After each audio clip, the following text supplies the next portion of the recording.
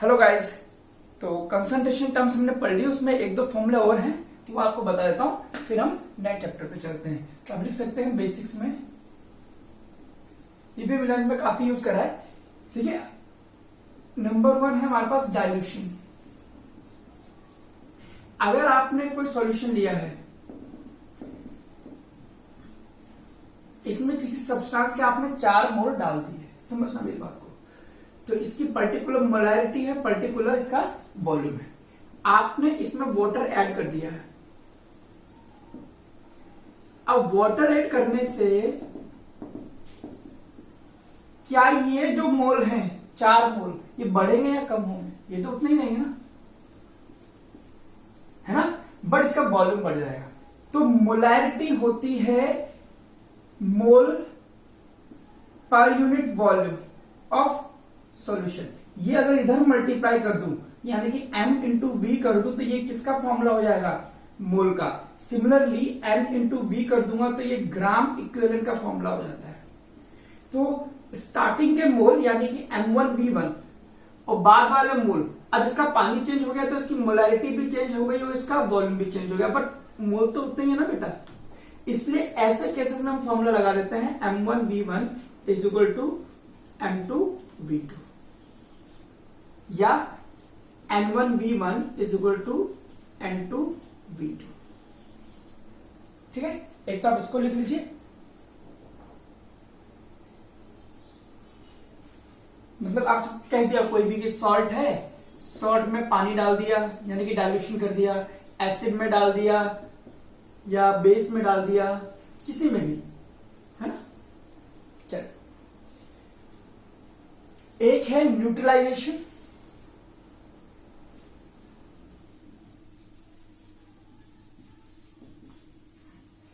Neutralisation क्या कहता है कि जब आप एसिड में एसिड में बेस डालते हो, सपोज करो आपने NaOH और HCl लिया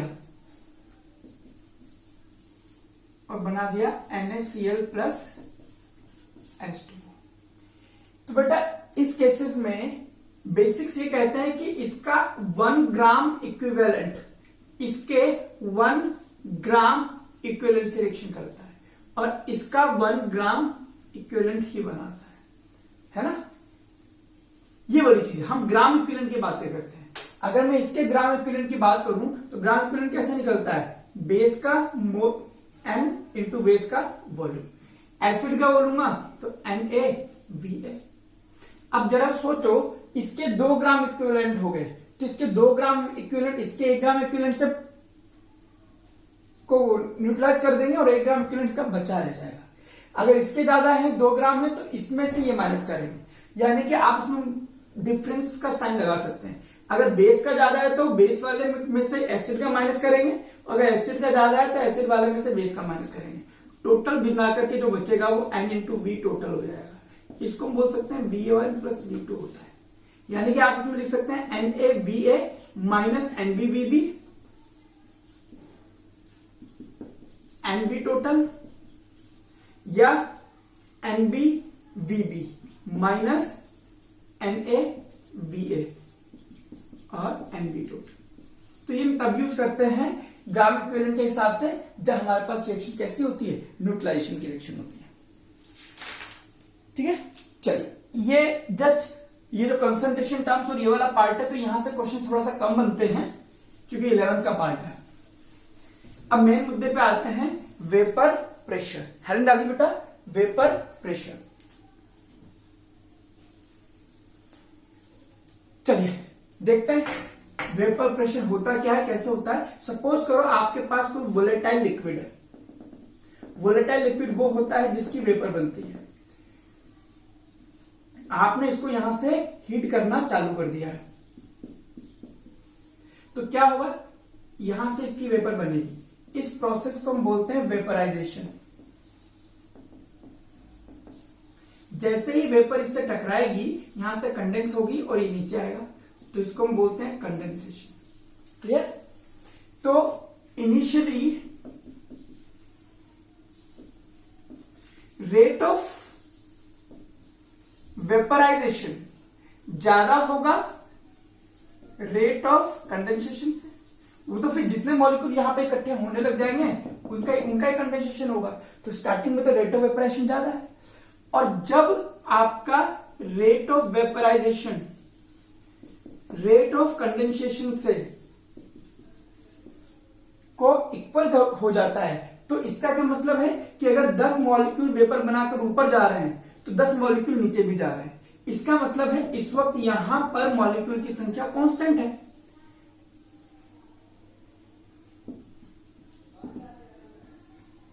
यानी कि जितने ऊपर जा रहे हैं उतने ही नीचे आ गए।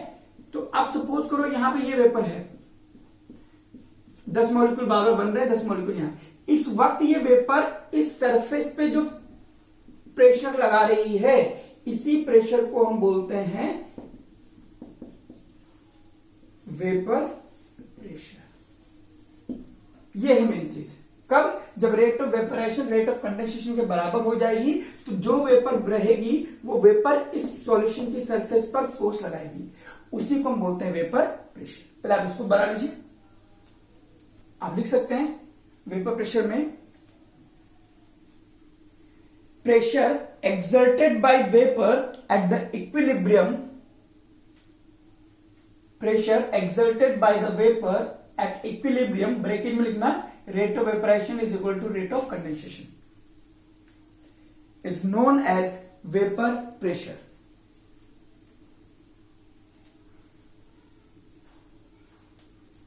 ठीक है, चलिए अब हेडिंग डालिए राउट लो। राउट लो, ROULT, राउट लो, या RA भी आ सकता है।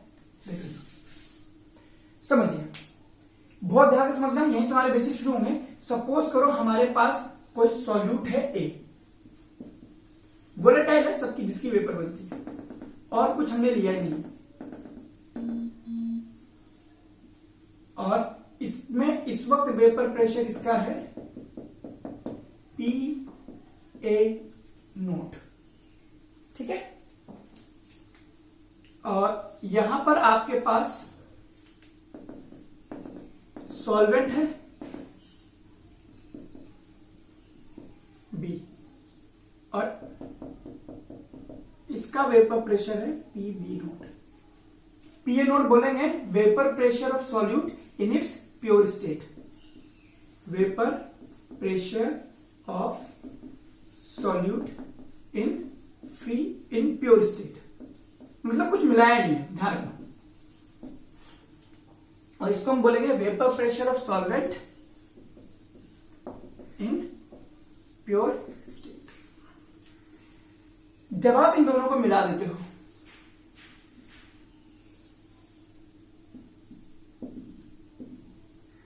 A और B दोनों मिल गए, तो यहां पे दोनों की वेपर होगी, तो टोटल प्रेशर में से कुछ प्रेशर A भी लगा रहा होगा और कुछ प्रेशर B भी लगा रहा होगा। इसको हम बोलते हैं, अब यहां तो जब तक सिर्फ A था तो हमने प्योर स्टेट वाला बोल दिया, अब यहां दोनों है, तो इस केस में यहां पे वर्ड यूज करेंगे partial vapour pressure of A, और ये वाला partial vapour pressure of B। तो टोटल PA कितना आता है, ये बात बताइए रॉड ने। रॉड कहता है कि अगर आपको पार्शियल वेपर प्रेशर A निकालना है, it is proportional to the mole fraction of A। Similarly PB will be proportional to mole fraction of B। जितना ज्यादा B होगा उतनी ज्यादा उसकी वेपर प्रेशर होगी, और इसी को हम बोलते हैं राउट्स लॉ। लिखा हुआ स्टेटमेंट आपको मिल जाएगा बिल्कुल प्रिंटेड नोट्स में। तो अब इसको आगे बढ़ाते हैं। अगर इस प्रोपोर्शनलिटी साइन को आप हटाएंगे तो एक कांस्टेंट लगता है PA नॉट, और ये लगेगा आपके पास XB PB नोट। ठीक है, अगेन ये भी राउट लॉ का ही आगे की एक्सटेंशन है। और अब आप इन दोनों को मिला दोगे तो सॉल्यूशन का टोटल वेपर प्रेशर आ जाएगा। ये आप पढ़ चुके हो, ये है आपके पास डाल्टन्स लॉ। यानी कि P सॉल्यूशन में यहां लिख देता हूं, P सॉल्यूशन अगर आपको निकालना है तो आपको लिखना पड़ेगा X A P A not plus X B P B not. Raoult law ये है, ठीक है, ड्रॉ कर लीजिए और लिख लीजिए।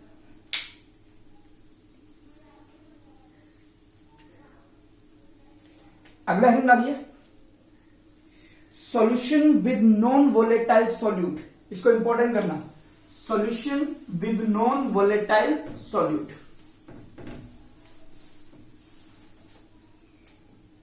ठीक है, आप चाहे तो रॉड लो लिखना चाहे तो स्टेटमेंट लिख सकते हैं कि it states that for a solution, it states that for a solution of volatile liquid the partial pressure of each component मतलब solute or solvent, partial pressure of each component in the solution is directly proportional to its mole fraction, is directly proportional to its mole fraction। ठीक है, चल chapter आगे बढ़ाते हैं, solution with non volatile solute. इसको ध्यान से समझना। सपोज करो आपने सॉल्वेंट लिया, आराम से ध्यान से, सिर्फ सॉल्वेंट है ना, तो इसकी सरफेस पर भी सॉल्वेंट के मॉलिक्यूल होंगे। मैंने माना 10 मॉलिक्यूल अभी इसके सरफेस पर हैं और इक्विलिब्रियम आ चुका है, तो ये मॉलिक्यूल यहां भी आ रहे हैं, यहां भी आ रहे हैं, और इन्होंने वेपर प्रेशर लगा रखा है पीबी नॉट। ठीक है, कोई दिक्कत नहीं है। ओके, अब बेटा आपने इसमें एक सॉल्यूट मिला दिया। कैसा सॉल्यूट है ये? नॉन वोलेटाइल सॉल्यूट है। अब जैसे आप इसको मिलाओगे तो इसकी सरफेस पर क्या असर आएगा?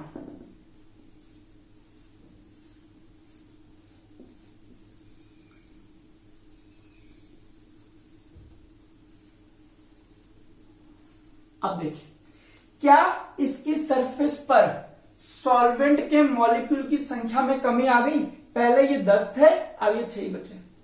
कुछ हद तक solute particle occupied the surface of the solution. अब पहले तो ये 10 जा रहे थे, 10 आ रहे थे, वेपर प्रेशर बन रहा था, अभी कितने जाएंगे? 6 जाएंगे। तो वेपर प्रेशर इस वक्त जो आने वाला है, अगर मैं कहूं कि यहां पे 1 2 3 4 5 6 7 8 9 10 थे, तो इस बार यहां पर 6 ही होंगे। तो इस वक्त जो वेपर प्रेशर आएगा वो थोड़ा सा कम हो जाएगा, और इस प्रेशर को हम बोलते हैं पीएस, क्योंकि सॉल्यूशन बन चुका है। तो मुझे बताइए, पहले पीबी नोड आ रहा था, अब पीएस आया है, तो वेपर प्रेशर बढ़ गया है या कम हो गया है? वेपर प्रेशर कम हो जाएगा, PS decreases. Why? Because some solute particle occupy the surface of solution, they replaces the solvent molecule from the surface, hence vapour pressure decreases. इसको बोलते हैं डिक्रीमेंट इन वेपर प्रेशर। ठीक है, अब सपोज करो मुझे इस केस में वेपर प्रेशर निकालना है सॉल्यूशन का, पीएस, तो मैं फॉर्मूला क्या लगाऊंगा? PA plus PB, Dalton law. But A कैसा है मेरे पास? नॉन वोलेटाइल है, इसलिए पीएस से पीबी के बराबर ही हो जाएगा। और पीबी कैसे निकलता है? X B PB naught. अब यहां पर पीए नोट पी नहीं है, तो मैं यहां पे सिंबल चेंज करके पीबी नोट को पी नोट कह दूंगा, vapour pressure of solvent in pure state. इसका मैं सिंबल चेंज कर रहा हूं और कुछ नहीं कर रहा हूं। मैं चाहता तो स्टार्टिंग से पी नोट ही लेकर के चलता, बट मैंने पीबी सॉल्वेंट को बताया, इसलिए स्टार्टिंग में मैंने आपको ये बताया। अब पीबी नोट और एक्सबी नोट। अब क्वेश्चन में आपको एक्सबी नहीं देता, आपको देता है एक्स ए। तो मुझे यह भी पता है कि एक्स ए प्लस एक्स बी जो होता है वो 1 होता है, तो एक्स बी क्या हो गया? 1 माइनस एक्स ए। अब इसको सॉल्व कीजिए, तो ये रहेगा P naught minus P S upon P naught is equal to X. लिख लीजिए। सुनना, पीबी नोट जिसको आप पी नोट कह रहे हैं वो ज्यादा है, तो पी नोट माइनस पीएस जो टर्म होती है इसको बोलते हैं हम lowering in vapour pressure.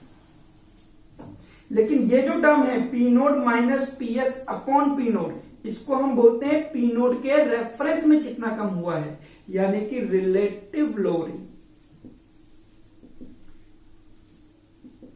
In vapour pressure, जिसका एक्स ए के बराबर होता है। पी नोट क्या है? Vapour pressure of solvent. PS क्या है? Vapour pressure of solution. ठीक है, ओके।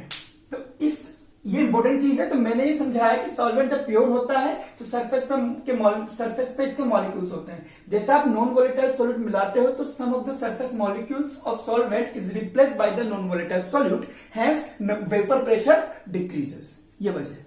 ठीक है, चलिए क्या तो आप लिख लीजिए इसको। व्हेन, इसको तो लिखना ही आपको, when a non-volatile solute is added, when non-volatile solute is added to the volatile liquid, ये रहा volatile liquid है ना,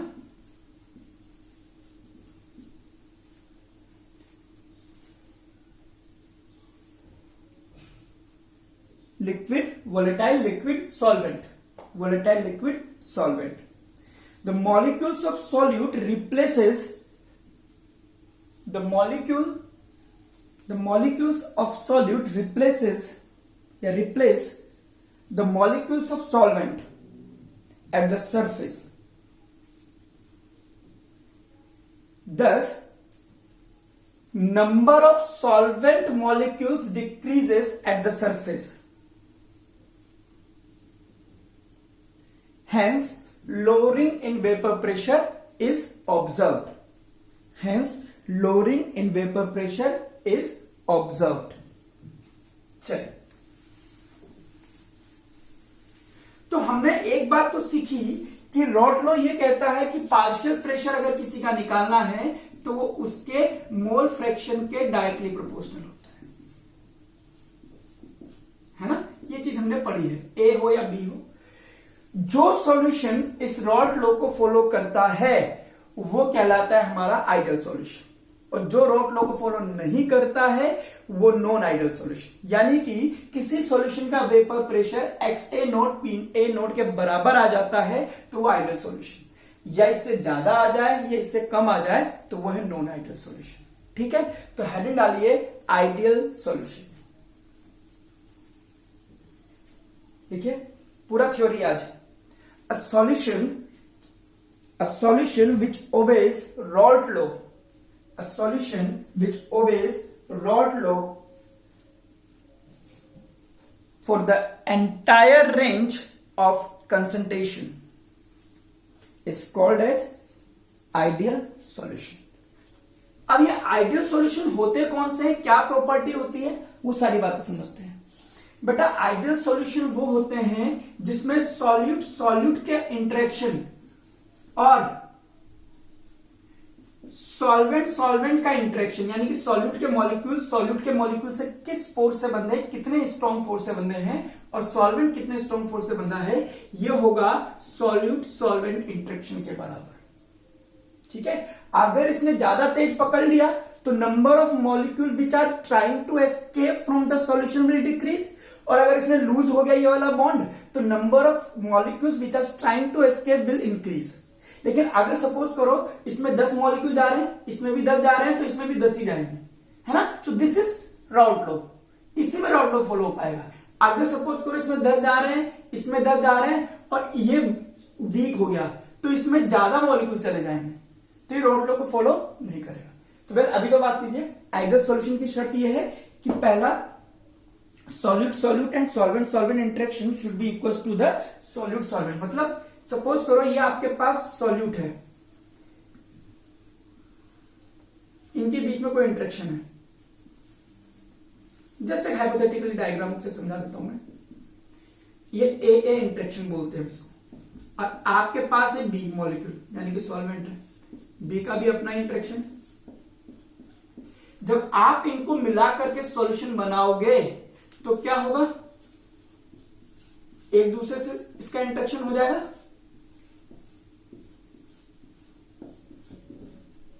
ठीक है। अब ये कैसे बनता है, ठीक है, आप क्या करोगे, ये बॉन्ड तो टूटेगा, इसको तोड़ने के लिए आपने 10 जूल की हीट दी है, मॉलिक्यूल का साइज बराबर है, सेम इंटरेक्शन है, तो इसको भी तोड़ने के लिए कितना दोगे, 10 जूल।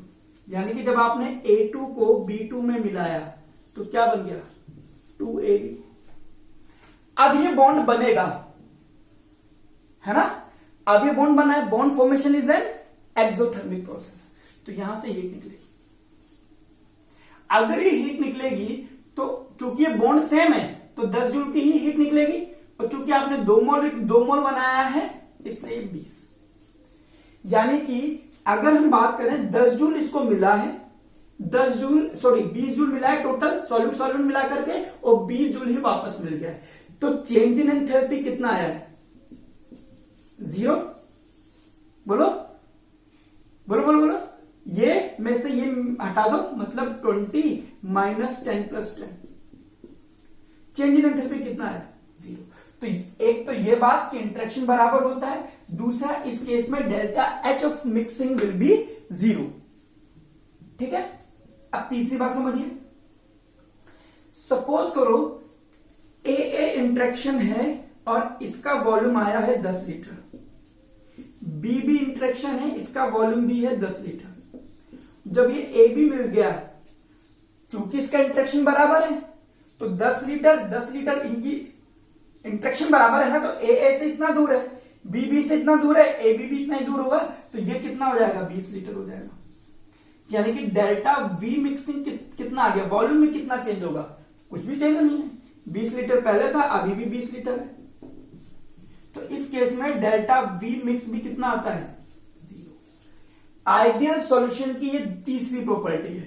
पहली प्रॉपर्टी, इनके बीच का इंटरेक्शन फोर्स सेम होना चाहिए, इनमें डेल्टा एच मिक्स और delta we mix, dissolution process का पूरा ओवरऑल ए से बी में घोल करके ए बी बनाना, इस प्रोसेस के लिए टोटल एंथैल्पी चेंज 0 आता है और डेल्टा वी मिक्स भी 0 आता है। लिख लीजिए और समझिए। चौथी चीज, अब चूंकि रॉड लॉ है, फॉलो करेगा, P A will be X A P A not, या यूं कहो कि P A is proportional to X A और P B is proportional to X. Graph थोड़ा सा ध्यान से समझना। तो अगर मैं इस तरह से सॉल्यूट के मोल फ्रैक्शन को प्लॉट करूं, तो जब एक्स ए 0 होगा तो ये स्ट्रेट लाइन आएगा, ठीक है, और इसको मैं इस तरह के ग्राफ से रिप्रेजेंट कर रहा हूं, यानी कि यही चीज है, बट मैं इसको ऐसे करके ऐसे बना रहा हूं। तो पी बी एक्स बी, ये भी कैसा आएगा, ठीक है, बना लीजिए। अब अगर मैं इन दोनों को मिला दूं तो तीसरा कर्व कैसा बनेगा वो मुझे यहां बनाना है, बट यहां मेरे पास जगह नहीं है बेटा, इसलिए मैं इनको मिटा करके इस जगह बनाता हूं, ठीक है, आप लोग इधर ही बनाना।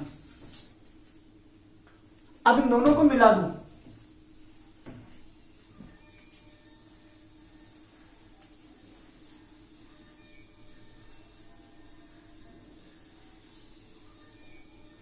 इधर मैंने डाला है पी ए, इधर है पी बी। बच्चों को दिक्कत आती है इसमें, ध्यान रखना।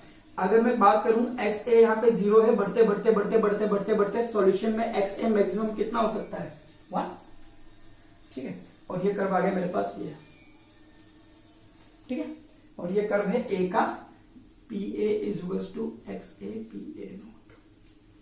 आइए अब मैं बी पे बात करूं, तो यहां पे बी कितना है, 0, बढ़ते बढ़ते बढ़ते बढ़ते कितना हो जाएगा, जब पूरा बी हो गया, बी एक्स 1 से ज्यादा तो हो ही नहीं सकता ना, मोल फ्रैक्शन है, तो ये जब 1 हो जाएगा तो ये 0, तो ये कर्व कैसा आ जाएगा, ऐसा।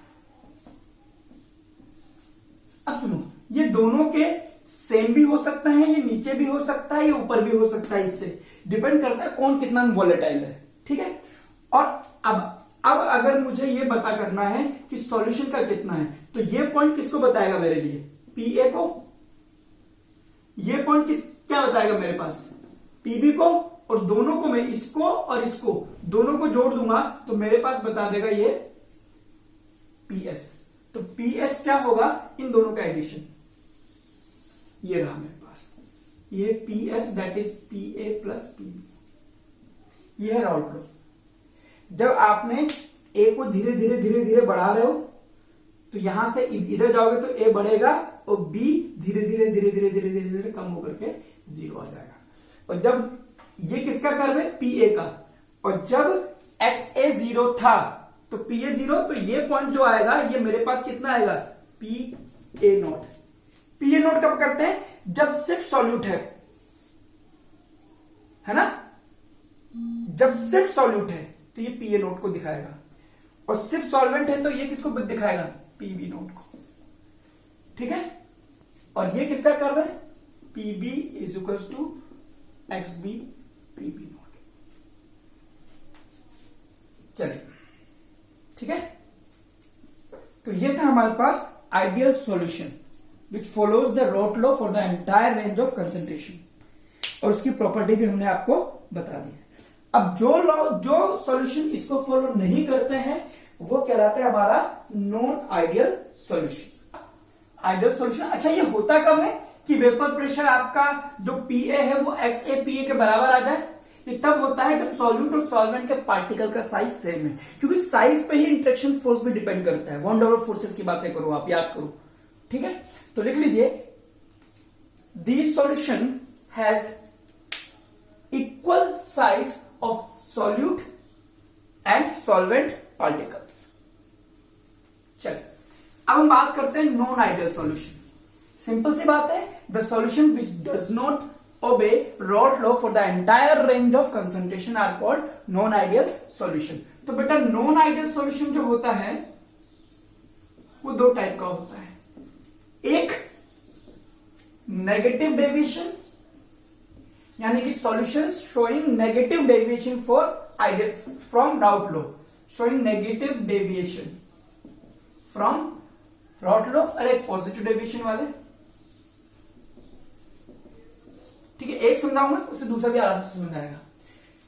ठीक है, अब आप अगर बात करो कि interaction molecule of solute and solvent particle का, यानी कि ए ने ए को जिस फोर्स से पकड़ रखा है, बी ने बी को जिस फोर्स से पकड़ रखा है, उससे ज्यादा फोर्स से ए ने बी को पकड़ लिया। आप समझिए क्या हो गया। अगर मैं इसको दिखाऊं तो ये ए के मॉलिक्यूल है, इन्होंने पकड़ रखा है इसको, बी के मॉलिक्यूल है, इनका अपना इंटरेक्शन फोर्स है। जब इनको मिलाया आपने और आपने बना दिया सॉल्वेंट, तो ए ने बी को और बी ने ए को पकड़ लिया होगा। इसको तोड़ने के लिए आपने दिया 10 जूल। ठीक है, इसको तोड़ने के लिए मैंने माना आपने दिया 20 जूल। मैंने माना कि इसका स्ट्रॉन्गर फोर्स था। जब ये दोनों बनेंगे तो ये फोर्स और स्ट्रॉन्ग हो गया, यानी कि अब ये जब बना है, जितना स्ट्रॉन्ग फोर्स बनेगा उतनी ही ज्यादा एनर्जी निकलेगी। ठीक है, मैंने माना इस केस में इन दोनों से ज्यादा एनर्जी निकल गई, 25 जूल की एनर्जी निकल गई, यानी कि A2 ने B2 से रिएक्शन करके 2AB बन गया, और जब एक AB बॉन्ड बना था तो 25 जूल निकला है ना। इसको तोड़ा तो 10 जूल दिया, इसको तोड़ा तो 20 जूल दिया। जब ये बना तो 25 जूल निकला, क्योंकि ये दो है तो टोटल मिला करके 50 जूल निकला। अब अगर हम इस रिएक्शन के लिए डेल्टा H मिक्स काउंट करेंगे तो जितनी एनर्जी आपने दी है, 30 जूल दिया है, उससे ज्यादा बाहर निकल गई, तो इट्स एन एक्सोथर्मिक प्रोसेस। तो यहां आ जाएगा नेगेटिव कितना, 20 जूल। ठीक है, देखो बेटा केमिस्ट्री में जो एनर्जी निकलती है उसको हम नेगेटिव साइन से शो करते हैं, जो दी जाती है वो पॉजिटिव साइन से शो होती है। तो अगर आप इसको करना चाहते हैं तो ये होगा -50 प्लस 10 और 20 30, तो ये -20 आएगा। खैर ये कैलकुलेशन पे मैं अभी ज्यादा उतनी बात ही नहीं कर रहा था, ठीक है। ओवरऑल क्या हो रहा है, 30 जूल आपने दी, 50 जूल आपको मिल गई, कितने जूल एक्स्ट्रा मिला, 20 joule. That is why delta H mix is -20, ठीक है, ओके। यानी कि it is an exothermic process. तो नेगेटिव डेविएशन जो होंगे वो उनका डिसोल्यूशन प्रोसेस एक्सोथर्मिक होगा, यानी कंटेनर थोड़ा सा गर्म हो जाएगा। अब बात करते हैं कि ए ने ए को, समझना, जिस स्ट्रॉन्ग फोर्स से पकड़ रखा है, बहुत आराम से समझना, उसके हिसाब से ये आ रहा है 1 लीटर। इसने थोड़ा सा लूज पकड़ रखा है तो मैंने माना 2 लीटर आ रहा है, लेकिन ए और बी ने उसको और कस करके पकड़ लिया है। पहले मॉलिक्यूल लूजली बॉन्डेड थे, दूर दूर थे, अब और पास पास आ गए, तो वॉल्यूम तो कम हो गया ना बेटा। सोचो अब ये वॉल्यूम हो जाएगा, मैंने बोला कि अगर हम बात करते हैं ए टू ए बी, 1 लीटर इसका, 2 लीटर इसका, तो ये आ गया हमारे पास 1.5 का 2 3 लीटर, नहीं 3 नहीं बोल सकते, ठीक है। ये इससे भी स्ट्रॉन्ग है तो 1 से भी कम हो गया, यानी कि 0.5 लीटर हो गया। 1 2 कर दोगे तो ये हो जाएगा आपके पास 1 लीटर। समझना, यहां पर थ्योरी क्या है कि जितना ये स्ट्रॉन्ग, सपोज करो ये है ए ने पकड़ रखा है, बी का बॉन्ड थोड़ा सा लूज है तो ये थोड़े से दूर रहेंगे, यानी कि वॉल्यूम ज्यादा होगा। जब ए और बी बनेगा तो ए बी इसको और स्ट्रांगली पकड़ेगा तो ये और पास आ जाएगा, पास आएगा तो वॉल्यूम कम हो जाएगा, ठीक है। और जैसे वॉल्यूम कम हो जाएगा तो डेल्टा वी मिक्स जो आपके पास निकलेगा वो कैसा आएगा, तो कितना है 3 लीटर, सॉरी 1 लीटर -3 लीटर, कितना आ गया डेल्टा वी मिक्स -2, ठीक है। यानी कि इस केस में डेल्टा एच मिक्स नेगेटिव आता है, डेल्टा वी मिक्स भी नेगेटिव आता है। ये नेगेटिव डेविएशन ही है, इसलिए याद करने में इतना कोई दिक्कत नहीं है। आपसे एक्सप्लेनेशन इतनी नहीं मांगता है, बट फिर भी याद करने के लिए आपको पता होना चाहिए, ठीक है। और चलिए अगला पॉइंट लिखिए इसमें,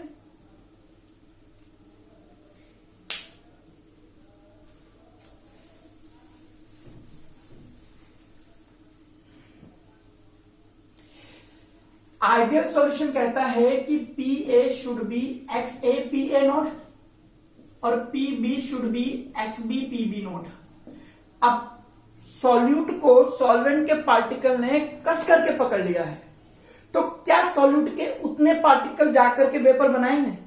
नहीं बनाएंगे, यानी कि इस केस में P A will be less than X A P B naught. Similarly PB भी कम हो जाएगा एक्स बी पीबी नोट से। यह है आपका नेगेटिव डेविएशन, और ये क्या है रॉट लॉ। क्यों? क्योंकि इंटरेक्शन फोर्स बढ़ गया है। जितने मॉलिक्यूल जितने स्ट्रांगली ए ने ए को पकड़ा था उससे ज्यादा स्ट्रांगली ए ने बी को पकड़ लिया है, बी ने ए को पकड़ लिया है। तो पहले 10 मॉलिक्यूल जा रहे थे, 5 ही जा पा रहे हैं दोनों के, समझ रहे हो। तो इसीलिए इनका पार्शियल प्रेशर जितना आपको रॉट लॉ के हिसाब से निकलना चाहिए था एक्स ए पीवी मिला करके, उससे कम ऑब्जर्व हो रहा है। ये रॉट लॉ कहता है ना कि इतना होना चाहिए, बट ये हमारे पास उससे कम आया। ये है आपका नेगेटिव डेविएशन, ठीक है। अब समझिए कर्व,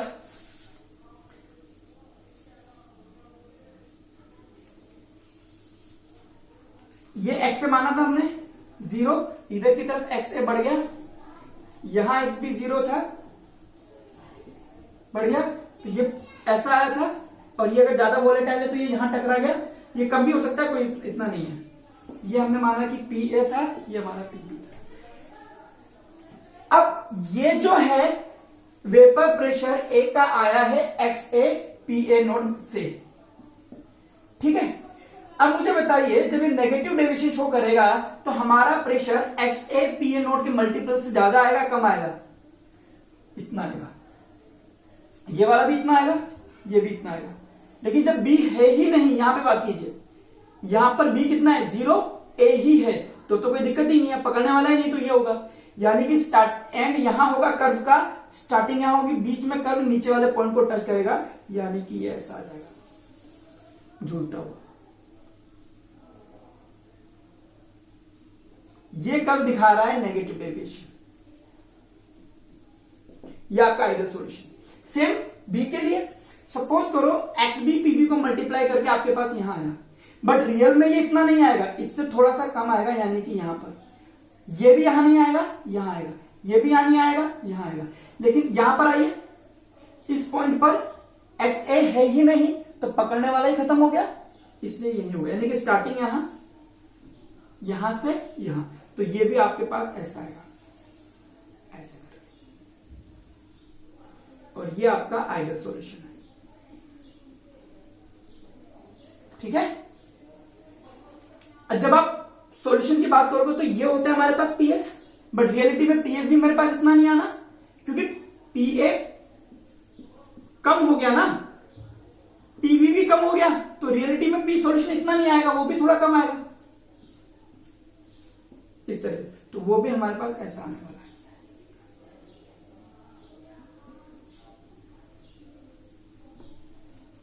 ठीक है, तो डॉटेड लाइन आइडियल सॉल्यूशन को बता रही है, और ये नीचे झूली हुई लाइन किसको बता रही है, नेगेटिव डेविएशन। ठीक है, तो ये होगा इसका कर्व, देख लीजिए।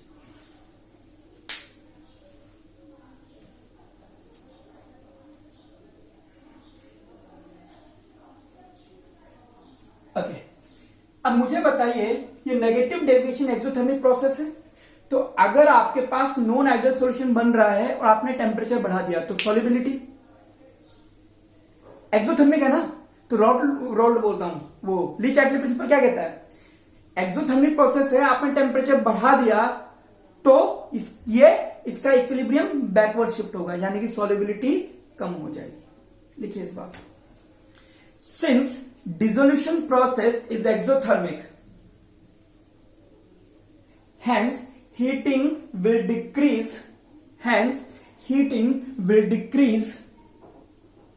solubility of such solutions। ठीक है, और उसको भी मैं बता देता हूं, लिख लीजिए। ठीक है, यह लिखा हुआ दे दूंगा मैं आपको, है ना। इसका एक एग्जांपल कर लेते हैं, एनसीईआरटी में इस एग्जांपल को एक्सप्लेन करा है।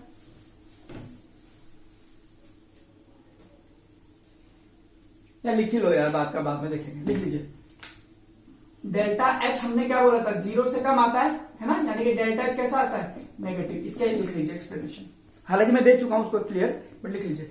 Because external energy is not required, because external energy, समझ रहे हो ना, ये कितना था, ए 10 जूल दिया था, बी को कितना दिया था, 20 जूल। अब ये बॉन्ड थोड़ा सा स्ट्रॉन्ग बन गया, तो इसमें से कितना निकला था, हमने 50 जूल माना था टोटल। तो ओवरऑल बताइए, आपने 30 दिया था, आपको 20 एक्स्ट्रा मिल गया, तो ओवरऑल आपने अपनी तरफ से कोई एनर्जी नहीं दी, 30 तो मिली, ऊपर से 20 और मिल गई आपको, तो वही बात है। देखिए, because external energy is not required to break, इस 50 में से कह सकते हैं 10 जूल इसको मिल गया, 20 जूल इसको मिल गया, कंपनसेट कर दिया। Because external energy is not required to break solute and solvent interaction,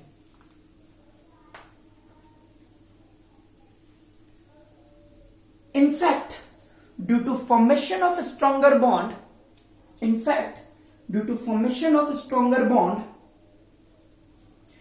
energy is released।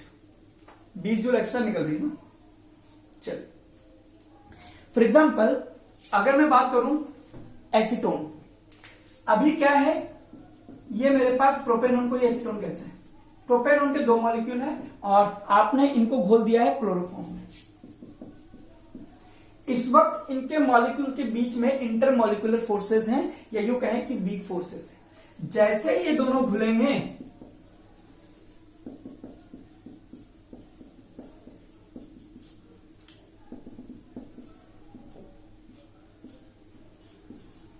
ये हो जाएगा।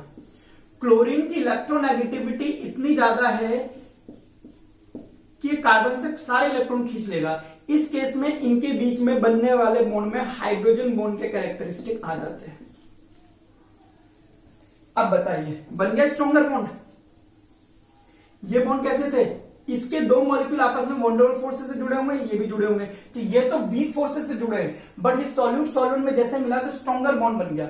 इस तरह का सॉल्यूशन आपका नेगेटिव डेविएशन शो कर सकता है।